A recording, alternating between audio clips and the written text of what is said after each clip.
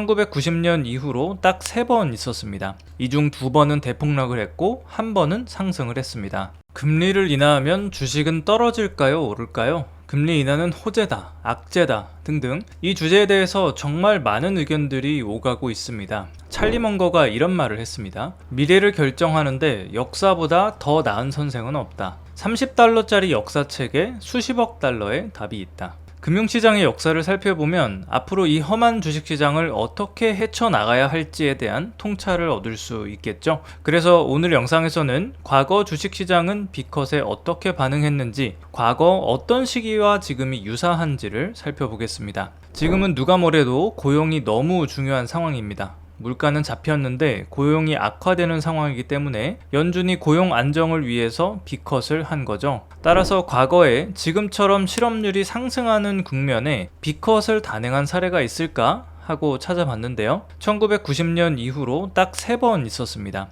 이 중 2번은 대폭락을 했고 1번은 상승을 했습니다. 현재 2024년은 어떤 케이스에 가장 가까울까요? 이 그래프는 기준금리와 실업률을 나타낸 그래프입니다. 파란색은 기준금리, 빨간색은 고용입니다. 빨간색 선은 실업률을 위아래로 뒤집은 그래프인데요. 그래프가 올라가면 고용이 좋아지는 거고 내려가면 고용이 나빠진다고 생각하시면 됩니다. 고용이 악화되면서 기준금리를 내린 건 1990년, 2001년, 2007년 이렇게 3번입니다. 첫 번째, 1990년 사례부터 보겠습니다. 1990년 6월만 해도 실업률이 5.2%였는데 5개월 만에 1%가 올라서 11월에 6.2%를 기록합니다. 고용이 악화되는 걸 보고 연준이 50bp 금리를 인하하게 되죠. 이때 주가는 어떻게 됐을까요? S&P 500을 보면 금리를 인하한 이후에 계속해서 우상향하는 모습을 볼 수 있습니다. 와, 그럼 금리 인하하면 주식시장이 좋은 거구나 이렇게 생각하시면 곤란합니다.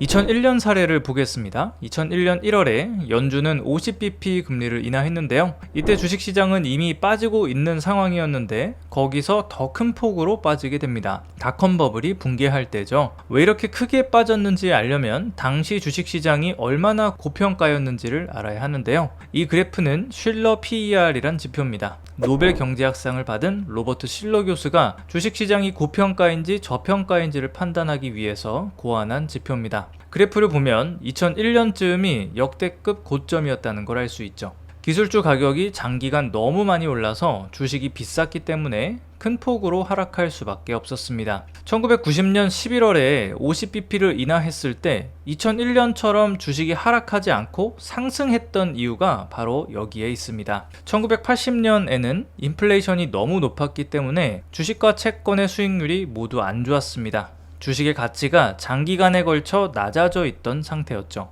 거기에 1990년 8월에 걸프전이 발발하면서 주가가 한 차례 조정까지 받은 상태였습니다. 결과적으로 주식시장이 저렴한 상태였기 때문에 하락 없이 주가가 상승을 이뤘던 거죠. 2007년 사례도 보겠습니다. 당시 실업률은 2007년 5월에 4.4%로 바닥을 다진 뒤 9월에 4.7%까지 상승했는데요. 실업률만 보면 높은 수준이 아닌데도 불구하고 연준은 9월에 50bp 인하를 단행합니다. 그 이유는 주택 가격에 있었습니다. 2006년 5월을 기점으로 고점을 찍은 미국 부동산 가격이 큰 폭으로 하락하는데요. 이때 대출금을 갚지 못하는 사람이 급증하면서 은행에 현금이 부족한 상황이 생기기 시작했습니다. 그 유명한 서브프라임 모기지 사태죠. 50bp 인하를 한 시점부터 주가는 1년 넘게 큰 폭으로 하락했습니다. 당시 주식시장이 아주 비싼 상황은 아니었지만 지나치게 오른 주택가격 거품이 터지면서 주식시장도 함께 하락했죠. 자, 그럼 2024년 현재는 1990년, 2001년, 2007년 중에서 어떤 시기와 가장 유사할까요? 사실 정확하게는 셋 중 어느 시기와도 다르다고 생각합니다. 그래도 그나마 유사한 시기를 찾는다면 2008년이 될 것 같은데요. 2008년에는 지금만큼 주가가 높진 않았지만 부동산 시장에 버블이 끼어 있었습니다. 지금도 당시 못지않게 부동산 가격이 비싼 상황이거든요. 미국의 주택 가격을 월세로도 나눠보고 중위소득으로도 나눠봤습니다.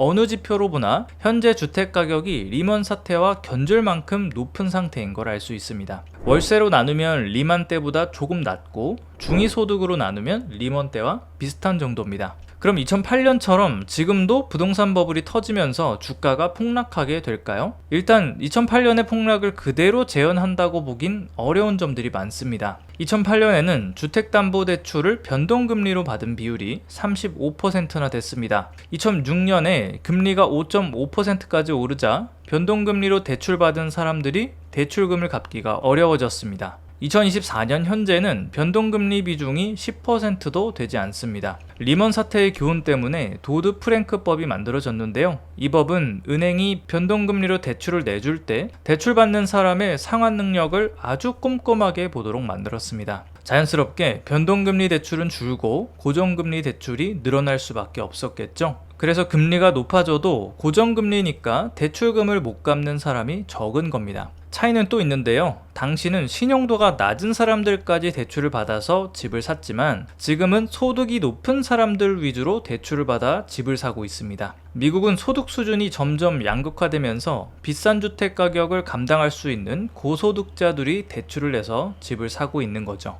요컨대 대출의 질이 2008년보다는 지금이 훨씬 좋다는 겁니다. 게다가 리먼 사태 이후로 은행 규제가 많이 생겼습니다.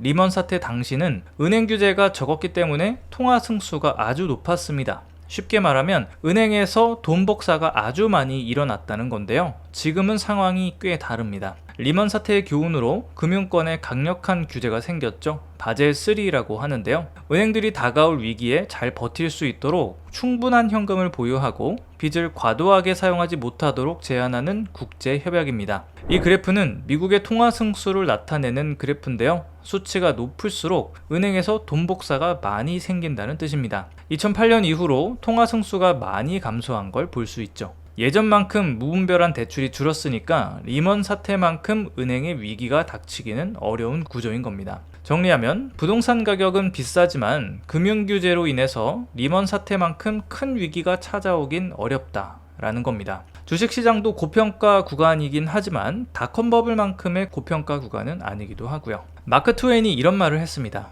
역사는 반복되지 않지만 비슷한 운율을 가진다. 2024년은 1990년과도 2001년과도 2007년과도 상황이 다릅니다. 하지만 경제의 역사는 유사하게 반복됩니다. 경기는 항상 과도하게 확장했다가 과도하게 수축합니다. 실업률이 오르다가 중간에 다시 내려간 사례는 거의 찾아볼 수 없습니다. 연준은 아무리 빨라야 실시간보다 한 달 늦은 데이터를 보고 통화정책을 결정합니다. 기차를 운전하는데 맨 앞에서 운전하는 게 아니라 맨 뒤에서 운전하는 셈인 거죠. 주식시장의 역사도 유사하게 반복됩니다. 50bp를 인하한 뒤에는 높은 확률로 주가가 폭락하는 시기가 찾아왔습니다. 주식시장은 항상 과열되고 항상 과냉각됩니다. 지금은 과열 구간으로 향하는 중이라고 생각합니다. 경기는 냉각 중이고요. 연준이 얼마나 잘 컨트롤할지는 모르겠으나 역사는 연준의 실패 사례로 가득합니다. 주식시장이 마구 오른다고 뽕에 취해서 추격 매수를 하기보다는 현금을 확보해 둬야 하는 시기가 아닌가 생각합니다. 오늘 영상은 여기까지입니다. 이태비였습니다.